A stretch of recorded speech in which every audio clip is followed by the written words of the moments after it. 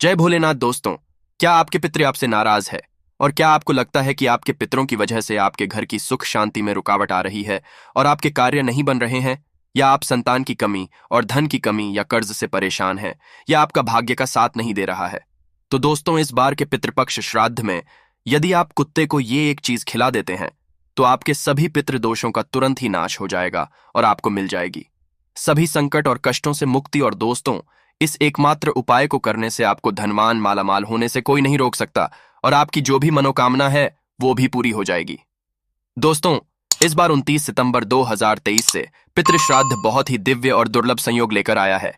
दोस्तों, इस पितृपक्ष में राजयोग कालसर दोष के साथ साथ धन लक्ष्मी योग भी बन रहा है, जिस वजह से इस बार के पितृपक्ष श्राद्ध का बहुत अधिक महत्व बढ़ गया है। और इस पितृपक्ष यदि आप कुत्ते से जुड़ा ये आसान सा उपाय कर लेते हैं तो आपकी सभी समस्याओं का तुरंत ही अंत हो जाएगा। इसलिए दोस्तों, वीडियो को आखिर तक जरूर देखें। और यदि आप भी अपने जीवन में महादेव पाना चाहते हैं और पितरों का आशीर्वाद पाना चाहते हैं तो वीडियो को लाइक करके कॉमेंट में हर हर हर महादेव लिखना ना भूलें। दोस्तों, पितृपक्ष की शुरुआत इस साल भाद्रपद मास के शुक्ल पक्ष की पूर्णिमा तिथि 29 सितंबर 2023 दिन शुक्रवार से हो रही है, जो 14 अक्टूबर 2023 दिन शनिवार तक रहेगा। पंचांग के अनुसार 29 सितंबर 2023 दिन शुक्रवार को दोपहर 3:26 तक भाद्रपद पूर्णिमा है।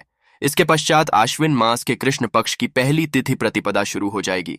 इसीलिए पितृपक्ष से संबंधित सभी कार्य 14 अक्टूबर तक ही संपन्न कर लेना बेहतर होगा। दोस्तों, पितृपक्ष में की आत्मा की संतुष्टि के लिए श्राद्ध और तर्पण किए जाते हैं, जिससे पितृ खुश होकर अपनी संतान को आशीर्वाद देते हैं। हिंदू धर्म में मृत्यु के पश्चात मृत व्यक्ति का श्राद्ध करना बहुत जरूरी समझा जाता। यदि श्राद्ध न किया जाए तो मरने वाले व्यक्ति की आत्मा को मुक्ति नहीं मिलती। पितृपक्ष में पूर्वजों की आत्मा की शांति के लिए दान, पुण्य, श्राद्ध, तर्पण, पूजा पाठ किए जाते हैं ताकि हम पर की कृपा बनी रहे। पितरों को प्रसन्न करने के लिए सबसे जरूरी चीज है श्रद्धा। बिना श्रद्धा के दिया हुआ श्राद्ध पितरों को प्राप्त नहीं होता, उनकी आत्मा को संतुष्टि नहीं मिलती और ना ही उनका आशीर्वाद संतान को प्राप्त होता है। श्रद्धा से पितरों को कुछ अर्पित करना ही श्राद्ध कहलाता है। जिनके पितृ प्रसन्न नहीं होते उन्हें पितृ दोष लगता है। उन्हें अनेक तरह की परेशानियां, हानियां उठानी पड़ती हैं। रोग पीड़ा पीछा नहीं छोड़ते। घर में आपसी मतभेद बने रहते हैं। कार्यों में अनेक तरह की परेशानियां उत्पन्न होती है। इसके साथ ही अकाल मृत्यु का भय बना रहता है। संकट, अनहोनी या अमंगल की आशंका बनी रहती है। संतान की प्राप्ति में विलंब होता है। घर में धन का भी रहता है। साथ ही अनेक तरह के महादुखों का सामना करना पड़ता है। दोस्तों, पितृपक्ष पितरों को प्रसन्न करने के बहुत ही खास दिन होते हैं। इन दिनों आप एक छोटा सा उपाय करके भी पितरों को प्रसन्न कर सकते हैं और पितृदोष से मुक्ति पा सकते हैं। आज के इस वीडियो में हम आपको शास्त्रों में बताया गया एक छोटा उपाय बताने जा रहे हैं। इस उपाय को करने से निश्चित ही आपको पितृदोष से मुक्ति मिल जाएगी। साथ ही आपके कितने भी बड़े शत्रु हो वे भी सब शांत हो जाएंगे। ये उपाय न केवल आपको पितृदोष और शत्रुओं से छुटकारा दिलाएगा, बल्कि शनि दोष और कालसर्प दोष से भी राहत मिलेगी और सभी तरह के संकट दूर हो जाएंगे। पितृदोष पितृ आशीर्वाद में बदल जाएगा। दोस्तों, इस उपाय को सही तरह से करने के लिए आप हमारी इस वीडियो को एंड तक जरूर देखें। तो आइए जानते हैं इस उपाय के बारे में। वैसे तो इस उपाय को आप पितृपक्ष में किसी भी दिन कर सकते हैं, किंतु पितृपक्ष शुक्रवार, शनिवार और अमावस्या के दिन इस उपाय को जरूर ही करना चाहिए। उपाय करने के लिए स्नान करके स्वच्छ वस्त्र धारण करें। इसके पश्चात आप अपनी रसोई घर की सफाई करें। फिर आप स्वच्छ जल आटा गूंथने। आटा आपको बिना नमक मिर्च के गूंथना है। आपको प्लेन आटा गूंथना है। आटा गूंथने के पश्चात आप सबसे पहले रोटियां बनाएं। सदैव भोजन बनाते समय पहली रोटी गौ माता के लिए बनानी चाहिए। गौ माता रोटी बनाने के पश्चात ही आप परिवार के सभी सदस्यों के लिए रोटी बनाएं। जब परिवार के सभी सदस्यों की रोटी बन जाए तब अंत में आप मोटी लोई ले। मोटी लोई का मतलब है कि सारे परिवार के सदस्यों की रोटी बनाने के लिए आप जितनी बड़ी लोई लेते हैं, यानी कि जितना आटा लेते हैं उससे थोड़ा सा ज्यादा आटा आप अंत की रोटी बनाने के लिए लेना है। आटा लेने के पश्चात आप आटे में थोड़ी सी शक्कर रखें। जैसे पराठे, आलू के पराठे या कचौरी बनाते समय फीलिंग भरी जाती है, उसी तरह आपको में 1 चम्मच शक्कर रखनी है और फिर इसकी रोटी बेलकर एक मोटी रोटी सेंकनी है। जब यह मीठी रोटी तैयार हो जाए तब आप इस रोटी को एक प्लेट में रख ले और रोटी के ऊपर आप सरसों का तेल लगा दे। अब इस प्लेट को अपने मंदिर के सामने ले जाकर खड़े हो जाए और भगवान श्री गणेश, भगवान विष्णु, माँ लक्ष्मी जी और पितृदेव को प्रणाम करें और सभी कष्टों और संकटों को दूर करने की प्रार्थना करें। शनि को प्रणाम करें और शनि दोष को दूर करने की प्रार्थना करें। पितरों से जाने अनजाने में की गई अपनी सभी गलतियों की क्षमा मांगे और पितृदोष को दूर करने की भी प्रार्थना करें। यमदेव को प्रणाम करें। यमदेव को प्रणाम करने के पश्चात आप उस रोटी को ले जाकर किसी काले रंग के को खिला दें। यदि काले रंग का ना मिले तो आप किसी भी और कुत्ते को इस रोटी को खिला सकते हैं। दोस्तों, शास्त्रों में बताया गया है कि श्राद्ध पक्ष के दौरान पितृ पशु के माध्यम से हमारे करीब आते हैं। मान्यता है कि पितरों तक भोजन पहुंचाने के लिए चींटी, कौवे, कुत्ते, गाय और देव को भोजन कराया जाता है। यह भी मानता है कि यह पांचों पंच तत्वों के भी प्रतीक है। कुत्ते को जल तत्व का प्रतीक समझा जाता है, चींटी को अग्नि तत्व का, कौवे को वायु तत्व का, गाय को पृथ्वी तत्व का और देवताओं को आकाश का प्रतीक समझा जाता है। इसलिए पितरों का श्राद्ध करते इन पांचों को आहार देकर पंच तत्वों के प्रति आभार प्रकट करते हैं। पंच बलि का एक भाग कुत्ते को खिलाया जाता है। दोस्तों, कुत्ते को यमराज का पशु समझा जाता है। समझा जाता है कि यमराज के अपने 2 कुत्ते हैं जिनका नाम श्याम और सबल है। इसलिए श्राद्ध पक्ष में कुत्ते को भोजन कराने से यमराज प्रसन्न हो जाते हैं। शिव बताया गया है कि श्राद्ध पक्ष के दौरान कुत्ते को भोजन देते हुए कहना चाहिए कि के मार्ग का अनुसरण करने वाले श्याम और सबल नाम के 2 कुत्ते हैं। मैं उनके लिए यह भोजन का भाग देता हूं, वे इस बलि को ग्रहण करें। इसे कुकुर बलि भी कहा जाता है।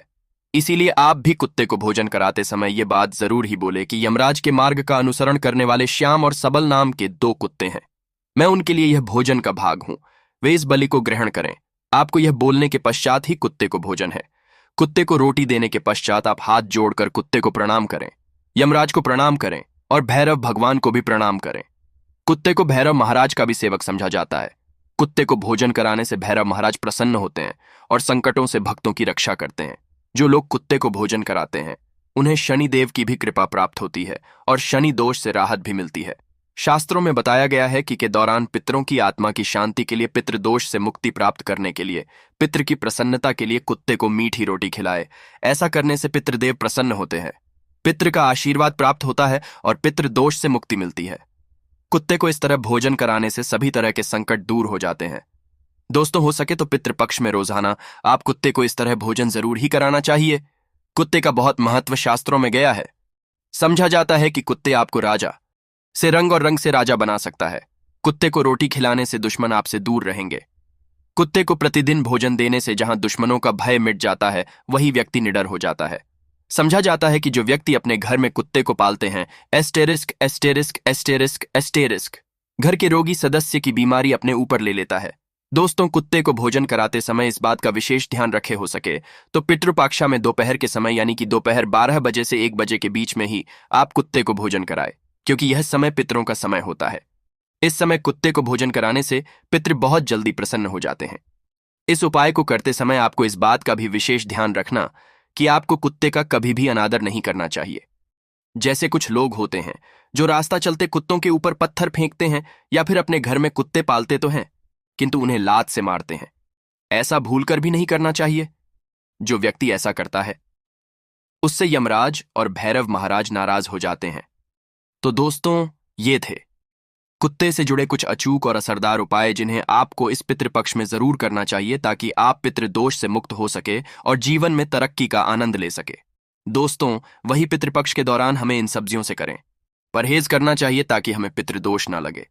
पितृपक्ष के दौरान ये सब्जियां जिसमें शकरकंद, मूली, गाजर, शलजम, चुकंदर, अरबी, इस तरह की सभी सब्जियों को खाने से परहेज करना चाहिए। इसके अलावा इन सब्जियों का भोग भी नहीं लगना चाहिए और ना ही पितृपक्षा के श्राद्ध भोज में इसे किसी ब्राह्मण को खिलाना चाहिए। यदि आप ऐसा है तो आपके पूर्वज इससे नाराज हो सकते हैं। लहसुन प्याज वर्जित। दोस्तों, पितृपक्षा में लहसुन प्याज का सेवन करने की मनाही रहता है। इसे तामसिक समझा जाता है। पितृपक्षा के समय पूरी तरह से सादगी से रहना चाहिए। भोजन भी सदा ही ग्रहण करना चाहिए। लहसुन प्याज का इन दिनों में पूरी तरह से त्याग करना चाहिए। चने और मसूर से रहे दूर। दोस्तों, पितृपक्ष में चने की दाल, चने का सत्तू, चने की मिठाई, चने से बने खाद्य पदार्थों का सेवन करना वर्जित बताया गया है। चने के साथ पितृपक्ष में मसूर की दाल भी नहीं खानी चाहिए। इस दौरान किसी भी चीज को कच्चा नहीं खाना चाहिए। इस समय पके भोजन का ही सेवन करना चाहिए। दोस्तों, आइए जानते हैं कि कुंडली में पितृदोष का निर्माण कैसे होता है और इससे कैसे बचा जा सकता है। दोस्तों, हिंदू धर्म में पूर्वजों का बहुत महत्व दिया जाता है। उनकी आत्मा की शांति के लिए व्यक्ति श्राद्ध पिंडदान करते हैं। हर महीने की अमावस्या तिथि के अलावा पितृपक्ष के 15 दिन पितरों को ही समर्पित होता है। इस समय पितरों की आत्मा की शांति के लिए और उनका पाने के लिए श्राद्ध तर्पण, पिंड, दान, पुण्य आदि किया जाता है। वही पितरों के नाराज होने पर कुंडली में पितृदोष का निर्माण हो जाता है। पितृदोष के जीवन में कई तरह की समस्या उत्पन्न हो जाती है। इसके साथ ही मनुष्य कई तरह के कष्टों का सामना करता है। ऐसे में आइए जानते हैं कि कुंडली में पितृदोष का निर्माण कैसे होता है और इससे कैसे बचा जा सकता है। ज्योतिष शास्त्र के अनुसार जब हमारे की आत्माएं तृप्त नहीं होती, 84 लाख योनियों में भटकते रहते हैं, तो ये आत्माएं पृथ्वी लोक में रहने वाले अपने वंश के लोगों को कष्ट देती है। इसी कष्ट को ज्योतिष शास्त्र में पितृदोष कहा गया है। के अनुसार मृत्युलोक से हमारे पूर्वजों की आत्माएं अपने परिवार के सदस्यों को देखती रहती है। जो लोग अपने पूर्वजों का अनादर, उनके बताए गए रास्ता पर नहीं चलते हैं या उन्हें कष्ट पहुंचाते हैं, जिसका इससे दुखी दिवंगत आत्माएं उन्हें श्राप देती है। इसी श्राप को पितृदोष समझा जाता है। ज्योतिष शास्त्र के अनुसार जब किसी व्यक्ति की कुंडली के लग्न भाव और 5वें भाव में सूर्य, मंगल और विराजमान होते हैं तो पितृदोष का निर्माण हो जाता है। इसके अलावा कुंडली के अष्टम भाव में गुरु और राहु एक साथ आकर बैठते हैं तो भी पितृदोष का निर्माण होता है। जब कुंडली में राहु केंद्र में या त्रिकोण में मौजूद होता है तो पितृदोष बनता है। इसके अलावा जब सूर्य, चंद्रमा और लग्नक्ष का राहु से संबंध है तो जातक की कुंडली में पितृदोष बनता है। जब कोई व्यक्ति अपने से बड़ों का अनादर करता है या फिर की हत्या कर देता है तो ऐसे व्यक्ति को पितृदोष लगता है और जीवन नरक बन जाता है। जब किसी व्यक्ति की कुंडली में पितृदोष का निर्माण होता है तो ऐसे व्यक्ति को अपने जीवन में कई तरह की बाधाओं का सामना करना पड़ता है। ऐसे व्यक्ति के विवाह में देरी होती है, विवाह टूट सकती है, तलाक की स्थिति हो जाती है, वैवाहिक जीवन में सदैव तनाव बना रहता है। ऐसी महिलाओं को गर्भधारण में समस्याएं आती है, बच्चे की अकाल मृत्यु हो सकती है, जीवन में कर्ज, नौकरी में परेशानियां आती रहती है। इसके अलावा ऐसे लोगों के घर में या परिवार में आकस्मिक निधन या दुर्घटना हो सकती है। लंबे समय से किसी बीमारी के चलते परेशान रह सकते हैं। परिवार में विकलांग या अनचाहे बच्चे का जन्म हो सकता है। ऐसे व्यक्ति को बुरी आदतों की लत भी लग सकती है। पितृदोष होने पर मिलते हैं ये संकेत। यदि किसी जातक की कुंडली में पितृदोष हो तो उसे अपनी जीवन में कई तरह के कष्ट पड़ते हैं। पितृदोष के कारण शादी में भी बाधा आती है। ऐसे में विवाह में देरी होने लगती है, समय से शादी नहीं हो पाती है।